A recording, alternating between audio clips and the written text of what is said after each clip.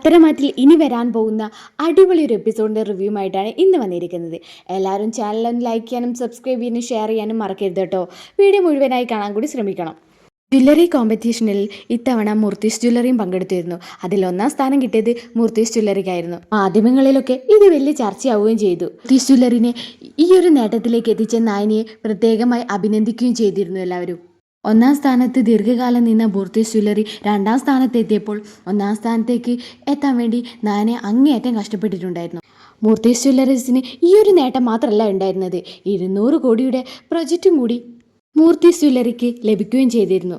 ഈ വാർത്ത ബിസിനസ് മേഖലയിലൊക്കെ പരന്നതോടുകൂടി നാനയുടെ കളക്ഷന് ഒരുപാട് ഡിമാൻഡ് കൂടി വന്നു. ഇതിനു പുറമെ ഒരുപാട് വിദേശത്തു നിന്നുള്ള ഓർഡറുകളൊക്കെ മൂർത്തീസ് ജ്വല്ലറിനെ തേടിയെത്തി.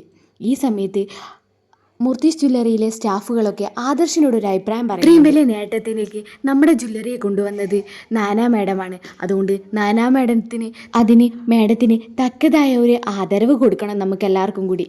ഒരു ഗംഭീരമായ ഒരു പാർട്ടി. അപ്പോൾ ഇത് കേട്ടപ്പോൾ ആദർശ് അവരോട് പറയുന്നുണ്ട്, അതെ ഞാനും ആ കാര്യത്തെക്കുറിച്ച് ചിന്തിച്ചുകൊണ്ടിരിക്കുകയായിരുന്നു. സ്റ്റാഫ് മീറ്റിംഗ് ഒക്കെ വിളിക്കാനുള്ള തയ്യാറെടുപ്പിലായിരുന്നു ഞാൻ. എന്നിട്ട് സ്റ്റാഫിനോടൊക്കെ പറയുന്നുണ്ട് ഉടൻ തന്നെ പാർട്ടിക്കുള്ള ഒരുക്കങ്ങൾ തുടങ്ങണം. പിന്നീട് ആദർശ് നാനയുടെ ക്യാബിനിലേക്ക് പോയിട്ട് നാനയോട് പറയുന്നുണ്ട് നമ്മുടെ കമ്പനിക്ക് ഇത്രയും വലിയ നേട്ടങ്ങൾ ഉണ്ടാക്കി നിന്നെ ആദരിക്കാനാണ് എല്ലാവരും തീരുമാനിച്ചിരിക്കുന്നത്. ഇതെൻ്റെ മാത്രം തീരുമാനമല്ല, ഇവിടുത്തെ സ്റ്റാഫുകളുടെയും കൂടി തീരുമാനമാണ്. ഇതൊക്കെ കേട്ട് നാന പറയുകയാണ്, അയ്യോ ആദർശേട്ടാ, ഇതിൻ്റെ 95% ക്രെഡിറ്റും ആദർശേട്ടനുള്ളതാണ്. ഞാനല്ല ആദരിക്കപ്പെടേണ്ടത്, ആദർശേട്ടനാ. ഈ കോമ്പറ്റീഷനിൽ പങ്കെടുക്കാനുള്ള പ്രചോദനം തന്നത് ആദർശേട്ടനാ. എനിക്കൊരു വിശ്വാസമില്ലായിരുന്നു ഈ കോമ്പറ്റീഷനിൽ നമുക്ക് ഫസ്റ്റ് കിട്ടുമെന്ന്. ഇത് കേട്ടുടൻ തന്നെ ആദർശ് പറയുന്നുണ്ട്, നിന്നിലുള്ള കഴിവ് കണ്ടിട്ടാണ് ഞാൻ നിനക്ക് ആത്മവിശ്വാസം തന്നത്.